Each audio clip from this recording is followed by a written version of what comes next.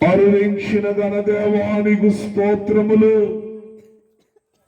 నీ జన్మను దినమును తలంచుకొని ప్రపంచమంతటా నలుమూలలా జరుగుచున్న వేడుకలను బట్టి నీకు స్తోత్రములు. నేడు దేవుడు నిన్ను చూడవచ్చాడు. మేలుకో నరుడా మేలుకో అని భక్తులైన వారి ద్వారా మీరు రాయించారు. ఈ రాత్రి కాలము నుండి ప్రారంభిస్తున్న క్రిస్మస్ ప్రార్థన కూడికల ద్వారా దేవా మీరు మహిమను పొందమని అడుగుచూ ఉన్నా. నన్ను మరుగు చేయండి.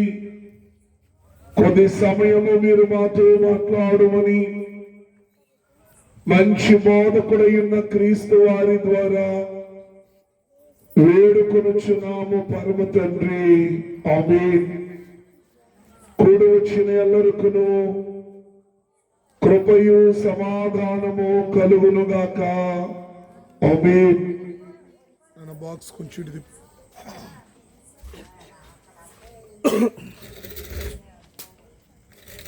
చదువుబడినటువంటి వాక్యమును జాగ్రత్తగా ఆలోచన చేసినప్పుడు ప్రవక్త అయిన యెషయా గారు ఈ 9వ అధ్యాయము 2వ వచనములో ఒక ప్రవచనమును ప్రవచించిన వారై ఉన్నారు. చీకటిలో సంచరించు జనులు గొప్ప వెలుగును చూచారు అని. ఈ ప్రవచన నెరవేర్పు బిలాము యొక్క ప్రవచనములు, యాకోబు యొక్క ప్రార్థనలు ఈ ప్రవచనము ప్రారంభమైంది. ఆదికాండము 32వ అధ్యాయము 24వ వచనములో ఒక నరుడు తెల్లవారు వరకు దేవునితో పెనుగులాడెను అని ఒక మాట ఉంది. చాలా మంది అంటారు ఆశీర్వాదము కొరకు అతడు పెనుగులాడాడు, ఆశీర్వాదము కొరకు ప్రార్థించాడు, ఆశీర్వాదము కొరకు మొర్రపెట్టాడు, ఆశీర్వాదము కొరకు అంగలార్చారు అని. కానీ దైవజనులు దేవదాసయ్య అనుభవములలో చెబుతూ అందరూ అనుకున్నట్లుగా ఆశీర్వాదము కొరకు అతడు ప్రార్థించలేదు. గాని అతడు కోరుకున్న ఆశీర్వాదము భూ సంబంధమైనది కాదు. అతడు కోరుకున్న ఆశీర్వాదము ఆత్మ సంబంధమైన ఆశీర్వాదము. అబ్రహాము దేవా, ఇస్సాకు దేవా అని పిలువబడుతున్న నీవు ఇక నుంచి కూడా యాకోబు దేవా అని పిలువబడాలి. నీవు కేవలము మా పితరులకే దేవుడవు కావు, నాకు కూడా నీవు దేవుడవే. నా గర్భమును పుట్టే నా సంతానమునకు కూడా నీవు దేవుడవే. నా సంతతి వారు తర్వాతి కాలములో నీకు ప్రార్థన చేసినప్పుడు అబ్రహాము దేవా, ఇస్సాకు దేవా, యాకోబు దేవా అని ఎలుగెత్తి ప్రార్థన చేయాలి. ఆ భాగ్యము నాకు కావాలి అని యాకోబు ప్రార్థన చేశాడు. దీనికి మించిన ఆశీర్వాదం ఏముంది? దేవుని ప్రియ స్నేహితులరా, చాలా మంది కష్టపడ్డాం, తెచ్చుకున్నాం, తిన్నాం, బ్రతుకుతున్నాం అని చాలా మంది యోచన చేస్తారు. కానీ యాకోబు యొక్క తలంపు ఇంకా ఉన్నతమైనది. నీ ఆశీర్వాదము నా వరకు వస్తే కాదయ్యా, నీ ఆశీర్వాదము నా పిల్లల పిల్లలకు సదాకాలము ఉంటుందని మాట ఇవ్వు అని అడిగాడు. ఆ మాటే ఈ కబురు. దేవుని ప్రియ స్నేహితులరా, నీ ఆశీర్వాదము నా సంతతి అంతటి మీద ఉండాలి. నీ కాపుదల నా సంతతి అంతటి మీద ఉండాలి. నీ ప్రేమ, నీ భద్రత, నీవిచ్చే అనుభవములు నాకు మాత్రమే కాదు, సంతతి అంతటికీ కావాలి. ఇది గొప్ప ప్రార్థన. మూడవ ప్రార్థన ఇంకా గొప్పగా చేశాడు. ఏంటంటే అమ్మమ్మ గారికి ఇచ్చారట, నువ్వు స్త్రీ సంతానముగా యెహోలోకానికి వస్తావని. మా పూర్వీకులైన వారందరూ చెప్పగా నేను విన్నాను. నీవు భూమి మీదకి దేవుడివే, కానీ నరావతారిగా నరుని రూపములో ఒక నరునిగా వస్తావట. నా కోరిక ఏమిటంటే వచ్చే నీవు నా గర్భమును పుట్టాలి, అంటే నా సంతానములో నీవు పుట్టాలి. ఇది యాకోబు గారు చేసిన ప్రార్థన. ప్రార్థన అయిపోయింది, దేవుడు దీవించాడు. ఆశీర్వాదము కొరకైతే అంత గొప్ప మాట దేవుడు అన్నాడు. ఏమిటండి ఆశీర్వాదం అంటే? నీవు మనుషులతో కాదు, దేవునితోనే పోరాడి గెలిచావు. అంటే మనుషుల్ని ఏదో ఒక రీతిగా ఒప్పించొచ్చు, కానీ దేవుణ్ణి మెప్పించి ఒప్పించిన వాడు యాకోబు గారు. దేవుని పిల్లరా, యాకోబు సంతతి అంతా చేసే పని గొర్రెలను కాయడమే. ఏంటండి? గొర్రెలను కాసేటువంటి వారు. అటువంటి ఈ యొక్క యాకోబు యొక్క సంతతి, దేవుని ప్రియ జనాంగమా, జాగ్రత్తగా మనము గమనించినప్పుడు, జాగ్రత్తగా మనం ఆలోచన చేసినప్పుడు, తర్వాతి కాలములో కనాను వెళ్లాల్సి వచ్చింది కరువులో. యోసేపు అంటున్నాడు, నా తండ్రి నా సహోదరులు కనాను నుండి ఐగుప్తు దేశం వస్తున్నారయ్యా, కానీ వారు గొర్రెల కాపరులు. యాకోబు గారు చేసిన ప్రార్థన, బిలాము గారు చెప్పిన ప్రవచనము, ఇప్పుడు యాకోబు యొక్క సంతతికి ఈ చలన వార్త తెలియాలి. దేవుని ప్రియ స్నేహితులరా, దేవదూత గారు వచ్చి ఆ వర్తమానాన్ని పొలములో ఉన్న గొర్రెల కాపరులకు తెలియజేశారు. దావీదు పట్టణమందు నేడు రక్షకుడు మీ కొరకు పుట్టి ఉన్నాడు. వర్తమానము వచ్చింది. దేవుని ప్రియ స్నేహితులరా, వర్తమానము అనేకులకు తెలుస్తుంది. ఒకప్పుడు ఈ ప్రాంతం వారందరూ కలిసి ఈ కూటమి ఏర్పాటు చేసుకునేవారు. ఇప్పుడు అది 3 ప్రార్థనల కింద విడిపోయింది. మొట్టమొదట ఇక్కడ క్రిస్మస్ ప్రార్థన పెడితే సుమారు 150 నుంచి 200 మంది కూర్చునేవారు. మరి ఇప్పుడు కొంచెము అనుభవం తగ్గింది. ఏది ఏమైనా సరే వాక్యమును జాగ్రత్తగా గమనిస్తే, ఒక వర్తమానము నీకు అందిన తరువాత నీ స్పందన ఏమై ఉన్నది? గొర్రెల కాపరులైన వారికి ఒక వర్తమానము తెలిసింది. యేసుక్రీస్తు ప్రభువారు జన్మించారనే వర్తమానము. ఆ వర్తమానము తెలిసిన తరువాత వారి యొక్క అనుభవములు, ఎందుకంటే కేవలం గొర్రెల కాపరుల గురించి ఒక్క వర్తమానమే కాదు, ఈ నెల ఏలోపు 4-5 వర్తమానాలు మీకు అందిస్తాను వేరు వేరుగా. కానీ ఈ రాత్రికాల వర్తమానము, దేవదూత గారు వచ్చి మంద కాపరులైన వారికి శుభవర్తమానము తెలియజేసిన తరువాత, యేసుక్రీస్తు ప్రభువారు జనన వార్తను తెలియజేసిన తరువాత వారు ఏ రీతిగా స్పందించారు అనంటే, లూకాసు వార్త 2వ అధ్యాయము, లూకాసు వార్త 2వ అధ్యాయము 15వ వచనములో ఒక చక్కని మాట వ్రాయబడింది. చదవండి. పరలోకమునకు వెళ్ళిన తరువాత గొర్రెల కాపరులు ఈ కార్యమును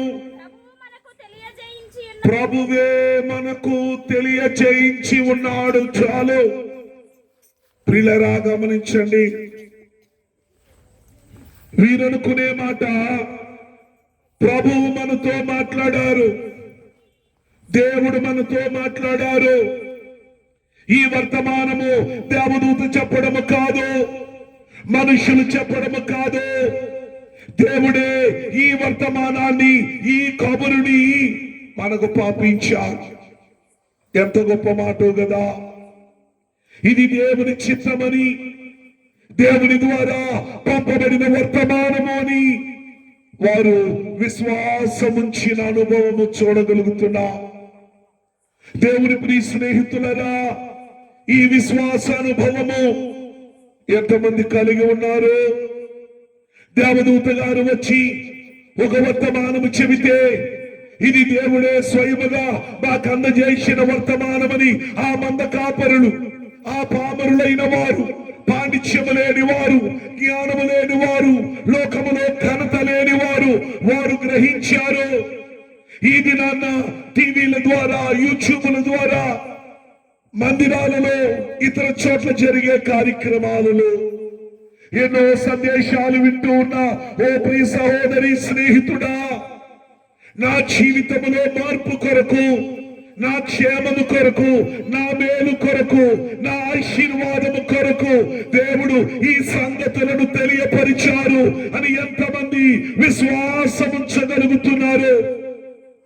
నాకెందుకు అని నిర్లక్ష్యముతో ఎంతమంది ఉండగలుగుతున్నారు? దేవుని పిల్లరా, దేవుని రోజున నీతోనే మాట్లాడుతూ ఉన్నాడు. ఒక వర్తమానము రాగానే ఆ వర్తమానాన్ని వారు నిర్లక్ష్యము చేయలేదు. బైబిల్ గ్రంథం అంటుంది, అశ్రద్ధ శాపానికి కారణమవుతుంది. అశ్రద్ధగా పని చేయువాడు శాపగ్రస్తుడు అని వాక్యం అంటుంది. కనుక దేవుని వాక్యాన్ని శ్రద్ధగా వినండి, జాగ్రత్తగా వినండి, మనసుతో వినండి అని భక్తులైన వారు ఆయా సందర్భాలలో రాశారు. ప్రియ సంగమా, ఆ మంద కాపరులు ఆ వర్తమానమును ఆసక్తితో విన్నారు, శ్రద్ధగా విన్నారు, జాగ్రత్తగా విన్నారు కనుకనే వారు ఆ మాటలను, ఆ సంగతులను వారు నమ్మగలిగినట్లుగా మనము చూడగలుగుతూ ఉన్నాం. వాక్యం ఈ రోజున మనతో మాట్లాడుతోంది. ఇది దేవుని చిత్తము అనే గ్రహింపు మనకు ఉండాలి. ఏంటండి? ఎవరైనా మైకుంటే ఎందుకోండి. ఎన్ని తలచినా, ఏది అడిగినా జరిగేది నీ చిత్తమే ప్రభువా. ఎన్ని తలంచినా, ఏది జరిగినా ఇది ఎవరి చిత్తమట? చెప్పాలండి, దేవుని చిత్తం. అది లాభదాయకమైన, నష్టదాయకమైన, ఘనతైన, అవమానమైన, మేలైన, కీడైన దేవుని చిత్తాన్ని గ్రహించాలి, దేవుని చిత్తానికి కట్టుబడాలి. వాక్యము చెబుతూ ఉన్నమాట, వారు దేవుని చిత్తము అని గ్రహించారు. మొదటి అనుభవము. రెండవది, వారు దేవుని ప్రియ స్నేహితులరా ఒకరిని ఒకరు ప్రోత్సాహపరుచుకున్నారు. చాలా మందిలో ఉండే స్వభావం ఏమిటంటే, ముందుకు వచ్చే వారిని వెనుకకు లాగి పట్టేవారున్నారు. ప్రోత్సాహపరచడానికంటే ఎక్కువగా వారిని వెనుకకు లాగి పెట్టేవారు, నిరాశపరిచేవారు అనేకులు ఉన్నారు. కానీ ఇదే లూకా సువార్త 2వ అధ్యాయము 15వ వచనములోనే ఒకసారి మీరు చదవగలిగితే, బెత్లెహేము వరకు వెళ్ళి చూతుము రండి అని. చాలండి, వెన్నెలో వెన్నెల అనే పాట ఉంటుంది. ఆ పాటలో పరలోకము నుండి దొర నరలోకము వచ్చాడు, మన చీకటి బ్రతుకుల్లో వెలుతురే నింపాడు. దేవుని ప్రియ స్నేహితులరా, ఒకరితో ఒకరు ప్రోత్సాహపరుచుకుంటున్నారు. ఎక్కడికి వెళ్ళడానికంటే దేవుని యొద్దకు వెళ్ళడానికి. యేసుక్రీస్తు ప్రభు వారు అంటున్నారు, నా యొద్దకు రండి అనే ఆహ్వానాన్ని ఆయన అందిస్తూ ఉన్నారు. దేవుని పిలుపు విని కూడా, దేవుని యొద్ద నుండి ఆహ్వానము వచ్చి కూడా, దేవుని సంగతులు తెలిసి కూడా ఎంతమంది ఎన్ని పర్యాయాలు ఎన్ని దినాలు నిర్లక్ష్యముగా ఉంటున్నారు. చాలా మంది అనుకోవచ్చు, మేమేం పాపం చేశామండి, మాకెందుకిన్ని కష్టాలు, ఎన్నికిన్ని బాధలు, ఎందుకిన్ని సమస్యలని. దైవజనుడి నోట ఒక మాట వచ్చిన తరువాత దానిని పెడచెవిని పెట్టావు అంటే, రోజు బైబిల్ చదువుకునేటప్పుడు ఒక వచనము ద్వారా దేవుడు నీతో మాట్లాడినప్పుడు దాన్ని నువ్వు నెగ్లెక్ట్ చేసి దేవుని చిత్తానికి కాకుండా నీ చిత్తానికి నువ్వు ప్రాధాన్యత ఇచ్చావు అంటే, బైబిల్ని నిర్లక్ష్యము, దైవజనుడి మాటలు నిర్లక్ష్యము, పెద్దల మాటలు నిర్లక్ష్యము, ఏమైపోతాము అంటే శ్రమల పాలైపోతాం. లేఖనము ఈ దినమున నీతోనే నాతోనే మాట్లాడుతుంది. వారు ప్రోత్సాహపరుచుకున్నారు ఒకరిని ఒకరు. ఇంత రాత్రిపూట ఎందుకు, ఈ పరిస్థితిలో ఎందుకు, ఎవరు అనుకోలా. ఏదైనా చెడు వర్తమానాలు తెలిస్తే ప్రొద్దుటే వెళ్దామండి అనుకునేవారు ఉన్నారా లేదా? చెప్పాలండి. ఇంత రాత్రిపూట ఇప్పుడు అవసరమా? సొంతోలకే లేనిది మీకెందుకు? వెళ్ళాంలే, పొద్దున్న వాళ్ళు పొలోమని వచ్చేసారా మన దగ్గరికి, వాళ్ళు రాలా, వాళ్ళ గురించి నువ్వు ఇలాగంటున్నావు. మరి నీకు వాళ్ళకి తేడా ఉండాలి కదా. వాళ్ళ వేరు నువ్వు వేరు కదా. నువ్వు దేవుని సొత్తు కదా, దేవుని బిడ్డవు కదా. ప్రేమించే మనసు, క్షమించే మనసు నీకు నాకు ఉండాలి కదా. అప్పుడే కదా లోకస్తులకు మనకు వ్యత్యాసం అనేది ఉంటుంది. ప్రియ సంగమా, లేఖనము ఈ రాత్రి నీతోనే మాట్లాడుతుంది. ఎవరైనా ఏదైనా చేద్దాము అంటే శక్తి కొలది సరే తప్పకుండా అని ప్రోత్సాహపరచండి గాని నిరుత్సాహపరచొద్దు. నీ వల్ల కాదు, నువ్వు వెళ్ళలేవు, నువ్వు చెయ్యలేవు, నీ జ్ఞానము సరిపోదు, నీ బలము సరిపోదు, నీ సామర్థ్యము సరిపోదు అని నిరాశపరిచే మాటలు మాట్లాడవద్దు. దేవుని మీద భారము వేయండి. అది మంచి కార్యమైతే దేవుని సహాయము తప్పకుండా మీకు లభిస్తోంది. ప్రియ సంగమా, ఆలోచన చేయండి. వారు ఈ సంగతి విన్న తరువాత, రక్షకుడు పుట్టాడనే ఈ సంగతి విన్న తరువాత మనకెందుకు లేని నిర్లక్ష్యము గాని జాప్యము గాని వారిలో కనిపించలేదు. రండి వెళదాం. ఎప్పుడు? ఇప్పుడే. ఏమందరూ కాయడానికి గృహాలను విడిచారో, కుటుంబాలను విడిచారో, విశ్రాంతిని విడిచారో, సౌఖ్యాలను విడిచారో, భోగములను విడిచారో, సుఖాలను విడిచారో, ఆ మందను అక్కడే విడిచిపెట్టి ఎక్కడికి వెళదాం? మనకు తెలియచేయబడిన వర్తమానం, ఆ వర్తమానము మనుష్యులు పంపిన వర్తమానము కాదు. ఆ వర్తమానము దేవుడు పంపిన వర్తమానము. మనుషులు పంపే వర్తమానాలకు అధిక ప్రాధాన్యత ఇస్తున్నాం మన జీవితంలో. దేవుని యొద్ద నుండి వచ్చే కబురు విషయంలో నిర్లక్ష్యము కలిగి ఉంటున్నాం. విచారకరమైన అనుభవము. ప్రియ స్నేహితులరా, దేవుడు నీతో నాతో మాట్లాడుతూ ఉన్నాడు. ఒకటి, వర్తమానం మనకు అందించినప్పుడు ఎందరో ఉన్నారు. మనకే చెప్పారంటే ఇది నాకు తలపోటనో, భారమనో, కష్టమనో, శ్రమనో, ఇబ్బందనో కాదు. ఎందరో ఉన్నా దేవుడు నిన్ను నమ్మాడు అని అర్థం. ఎందరిలోనో దేవుడు నిన్ను కోరుకున్నాడని అర్థం. ఎందరిలోనో దేవుడు నిన్ను ఎన్నుకున్నాడని అర్థం. ఎందరిలోనో దేవుడు నిన్ను పిలుచుకున్నాడని అర్థం. కనుక దేవుని పిలుపు నీకు వచ్చిందా? నిర్లక్ష్యము వద్దు. దేవుని పిలుపు నీకు వచ్చిందా? అలక్ష్యము వద్దు, అశ్రద్ధ వద్దు, ఆలస్యము వద్దు. వారు అప్పటికప్పుడే ఒకరినొకరు ఏం చేసుకున్నారు? ప్రోత్సాహపరుచుకున్నారు, ఎంకరేజ్ చేసుకున్నారు. ఒరే మీరు కుర్రోళ్ళు కదా, మీరు ఇల్లు వచ్చేయండి, నేను పెద్దోళ్ళు కదా, నేను రాలే ముసలోని కదా. లేదు లేదు, ఒకరిని ఒకరు. ఒరే నువ్వు ఆరోగ్యంగా ఉన్నావు, నువ్వు వెళ్ళిరా, నేను బలహీనంగా ఉన్నాను, నేను రాలేనులే. లేదు లేదు, బలహీనులు బలవంతులు, యవనస్తులు వృద్ధులు దేవుని పిలుపు అందుకున్న తరువాత ఆ గొర్రెల కాపరులు, వాయిస్ పెంచున్నా, ఆ గొర్రెల కాపరులు ఏకొదగిచ్చి ఒక్క నిమిషము కూడా వారు ఆలోచన చేయలేదు. వాయిస్ పెంచు. ఒక్క నిమిషము కూడా వారు ఆలోచన చేయలేదు.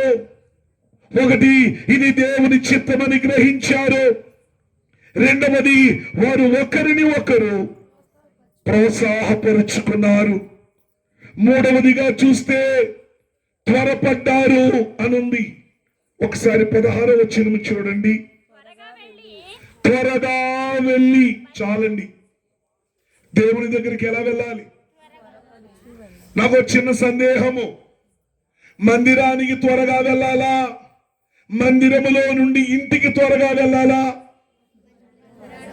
మొదట వచ్చిన వాళ్ళు చివరిలో సిలువ గుర్తులు వేయించుకుంటారు. చివరి వచ్చిన వాళ్ళేమో అందరినీ తోసేసుకుంటా వచ్చి ముసుగేసేసుకుని ఇలా అంటారు. ఈ మ్యాజిక్ నాకు అర్థం కాల. ఈ 20 సంవత్సరాల సేవలో దేవుని పిల్లరా, ఆలస్యము దేనికి పనికిరాదు. సిద్ధపాటులో ఆలస్యం ఉంటే పరలోకం వెళ్ళము. దేవుని కలుసుకునే విషయంలో కూడా ఏముండకూడదు, ఆలస్యం ఉండకూడదు. మీరు చదివిన వచనములో ఉంది త్వరగా అనే మాట. ఎలాగండి అంటే, లోకరక్షకుడైన యేసయ్యను నేను ఎలా చూడాలి? త్వరగా చూడాలి, అందరికంటే ముందు చూడాలి, అందరికంటే ఎక్కువ చూడాలి, అందరికంటే దగ్గరగా నేను చూడాలి. లోకములో పెద్ద పెద్ద నాయకులైన వారు మనకు తెలిసినప్పుడు వారిని చూడడానికి జన ప్రవాహం వస్తే ఎంత కష్టపడతారో వారికి దగ్గరగా వెళ్ళడానికి. కొంతకాలము అధికారం ఉండే నాయకులైన వారి విషయంలోనే మనకింత ఆసక్తి ఉంటే, సర్వలోక రక్షకుడు ఆయన, సర్వ సృష్టికర్త ఆయన, పాప పరిహారకుడు ఆయన, విమోచకుడు ఆయన, పోషకుడు ఆయన, వైద్యుడు ఆయన, సహాయకుడు ఆయన, ఆయన చూడడానికి ఎంత త్వరపడాలో కదా. దేవుని ప్రియ స్నేహితులరా, ఆలోచన చేయండి. మరి నాకు స్వరం బాగా 10 రోజులయ్యింది, ఏం చేసినా స్వరం రావట్లా. కానీ బైబిల్లో ఒక మాట ఉంది, నిన్ను గూర్చిన ఆశ నన్ను భక్షిస్తూ ఉంది. మాట్లాడుతుంటే పేగులు మెలిబడిపోతున్నాయి, లోపల పెయిన్ వస్తుంది విపరీతంగా. కానీ నా దేవుని వర్తమానము నేను అందించాలి. చాలా ప్రసంగాలు సిద్ధపరిచాను, కానీ ఒకటే భయం, నా స్వరం నాకు ఎంతవరకు సహకరిస్తుందా అని. పాస్టర్ గారిని అడిగాను, నేను కూర్చుంటాను, అమ్మ నువ్వు బోధిస్తావా అని చెప్పి.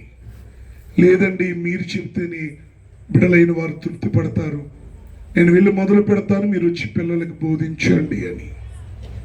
ప్రియ స్నేహితులరా, త్వరపడే అనుభవం.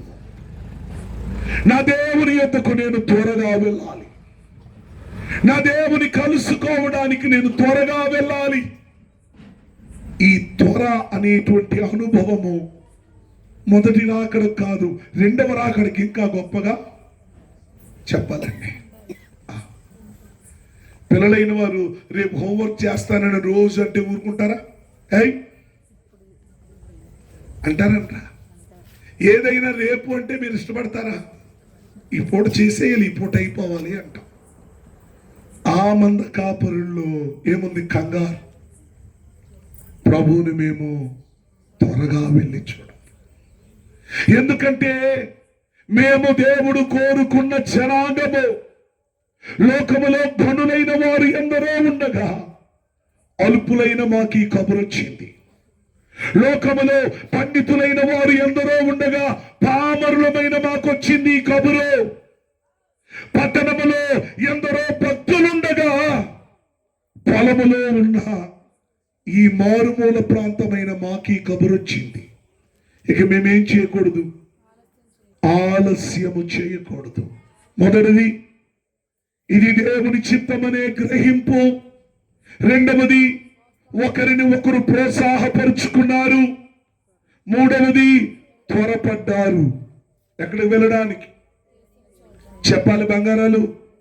యేసయ్యను చూడడానికి, యేసయ్యను కలుసుకోవడానికి. వారు విన్నది నిజమా కాదా నిర్ధారించుకోవడానికి వారు ఏం చేశారండి? త్వరపడ్డారు. ఇక నాలుగవదిగా చూస్తే 17వ వచనం ఒకసారి చదవండి. లూకా 2:17. వారు చూచి ఈ శిశువును గూర్చి తమతో చెప్పబడిన మాటలు ప్రచురము చేసిరి. ఎన్నెలో ఎన్నెలా అనే పాటలో చెంత చేరినోళ్ళకంత చింతలన్నీ బాపెనంట. ఎంతటి రోగాలైనా చిటికెలో తీసేసినంట అనే భక్తులు పాడి ప్రభువును కొనియాడారు. ప్రియ స్నేహితులరా, నీకు తెలిసిన సత్యాన్ని నువ్వు ఎంతమందితో పంచుకున్నావు? గాసిప్స్ పంచుకుంటామా పంచుకోమా? మాట్లాడరే. ఫలానా వారు ఫలానా అంట అనే మాట పంచుకుంటామా పంచుకోమా? చెప్పరేంటండి. అందుకనే ప్రపంచంలో ఈ మధ్యకాలంలో చాలా ఫాస్ట్గా వెళ్ళే కార్లు తయారు చేస్తున్నారు.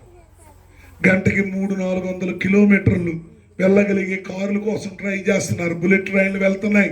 ప్రస్తుతం గంటకి 300 కిలోమీటర్లు కార్ల విషయంలో ట్రై చేస్తున్నారు.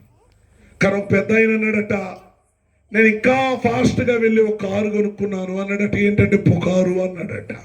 ఏంటండి? అన్ని కారుల్లోకెల్లా స్పీడ్గా వెళ్ళిపోయే కారు పుకారట. షూట్ వేసుకుని షికారు చేస్తుందట.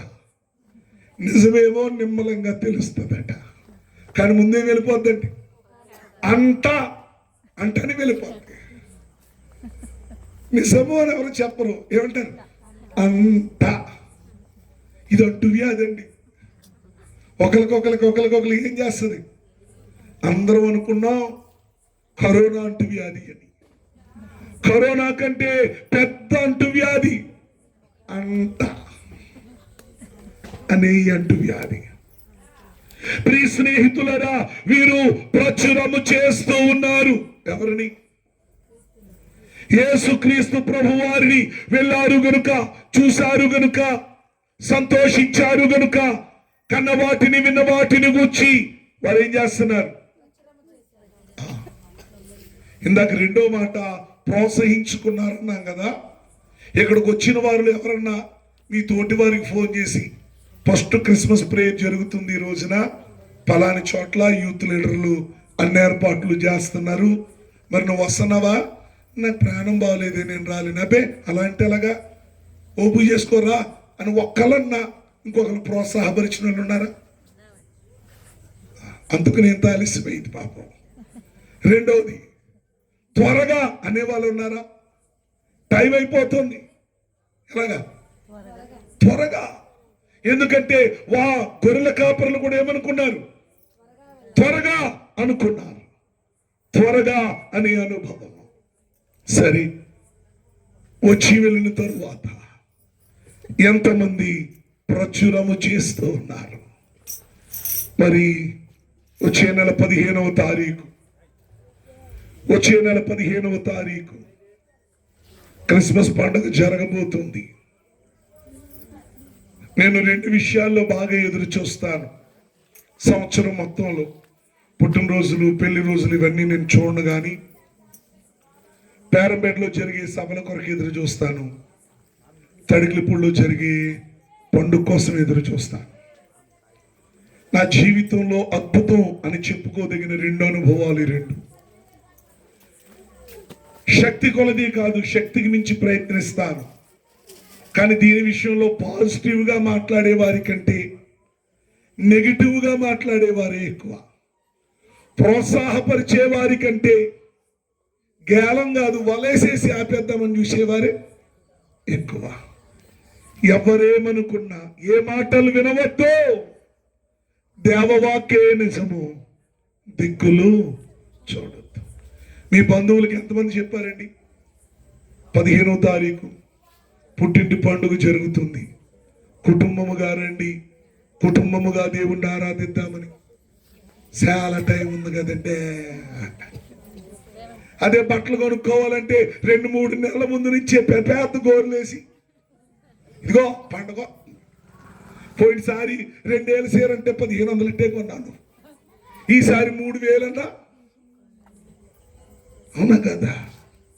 అందులో ఉన్న ఇది ఎందులో ఉండదు, దైవిక కార్యక్రమాలలో ఉండదు విచారం. ఈ సత్యమును మందకాపరులు ప్రచురపరిచారు. సర్వలోక రక్షకుడు జగత్ రక్షకుడైన యేసుక్రీస్తు ప్రభువారి చరణ వార్తను విన్నవారు, చూసిన వారు, దేవుని పిల్లరా వారితో దానిని ఆపివేసుకోలేదు. అనేక మందికి ఆ వర్తమానాన్ని ఏం చేశారు చెప్పాలండి, తెలియచేశారు, ప్రచురపరిచారు. ప్రియ సంగమా, ఆలోచన చేయండి. చివరి అనుభవము, స్వరము లేదని చెప్పి షార్ట్ మెసేజెస్ ఇస్తున్నాను. చివరి అనుభవము, వారు స్తోత్రము చేసి దేవునిని మహిమపరిచారు. 20వ వచనం చూడండి ఒకసారి. ఆ గొర్రెల కాపరులు తమతో చెప్పబడినట్లుగా విన్న వాటిని కన్న వాటిని గూర్చి దేవుని మహిమపరచుచు, దేవుని స్తోత్రం. విన్న వాటిని అంటే దేవదూతల ద్వారా విన్నారు, పశువుల పాకలో చూచారు. విన్న మాటలు, కన్న మాటలు అంటే చూచిన మాటలు. వీటన్నిటిని బట్టి వారు ఒకటి దేవుని మహిమపరిచారు, రెండవది స్తోత్ర గీతములు పాడారు. దేవునికి స్తోత్ర. రేపు రాత్రి చర్చ్ దగ్గర తమ్ముడు విజయపక్షంగా ప్రార్థన జరుగుతుంది, క్రిస్మస్ ప్రేయర్. చాలా మంది అక్కడికి వచ్చాక పుస్తకాలు చింపేస్తూ ఉంటారు, ఆ మూల నుంచి ఈ మూల దాకా పాట పాడడానికి. ఒక 10 నిమిషాలు ఇంటికాడ సమయాన్ని కేటాయించరు. నేను ఈ పాట పాడి దేవునిని మహిమపరచాలి. మీరు పాట పాడినప్పుడు ఎవరూ రాలేదండి, కానీ చాలా బాగా పాడారు. ఎవరు మిమ్మల్ని మెచ్చుకోకపోతే మీకు బాధ వస్తుందా రాదా? అందుకని సాధారణంగా అందరూ జనాలు వచ్చాక పాడతామంటారు. ఎప్పుడు పాడరు? జనాలు వచ్చాక పాడే పాటలు మనుష్యులు మెచ్చుకుంటారు, జనాలు రాకుండా పాడే పాటలు దేవుడు మెచ్చుకుంటాడు. దేవునికి స్తోత్రం. ఎందుకంటే నువ్వు పాటలు పాడేది జనాలకు కాదు, దేవుని మహిమపరుస్తూ. ప్రియ సంగమా, దయచేసి గమనించండి. వారు దేవుని స్తోత్రము చేసి మహిమపరిచారు.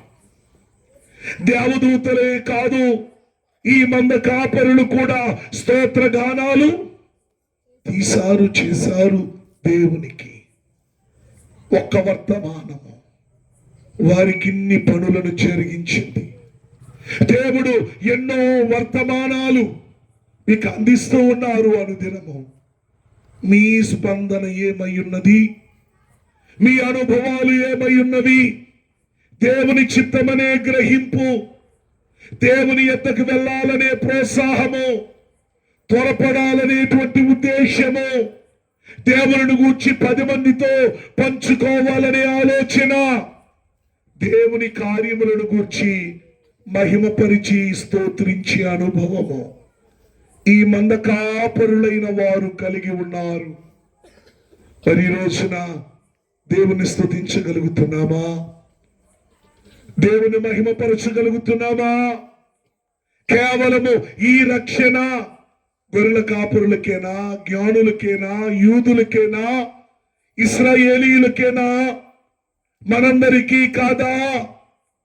మనందరి పాపాన్ని ఆయన సిలువపై మోసి, దేవుని ప్రియ స్నేహితులారా, పాప క్షమాపణ రక్షణ భాగ్యము దేవదేవుడు మనకిచ్చాడు కదా. అందుకని దేవునికి కృతజ్ఞతాస్తుతులు చెల్లించుద్దా. భక్తులు రాశారు, ఇంత గొప్ప రక్షణను నిర్లక్ష్యము చేసిన ఎడల ఏ రీతిగా మనం తప్పించుకోగలుగుతాం. కనుక ప్రియ స్నేహితులరా, దేవుని రక్షణను నిర్లక్ష్యము చేయకుండా ఉండగలిగే కృప దేవదేవుడు మనెల్లరకు అనుగ్రహించును గాక. ఆమేన్. సరి ప్రార్థన ఏర్పాటు చేసుకున్న బిడ్డలు ముగ్గురు ముందుకు రండి.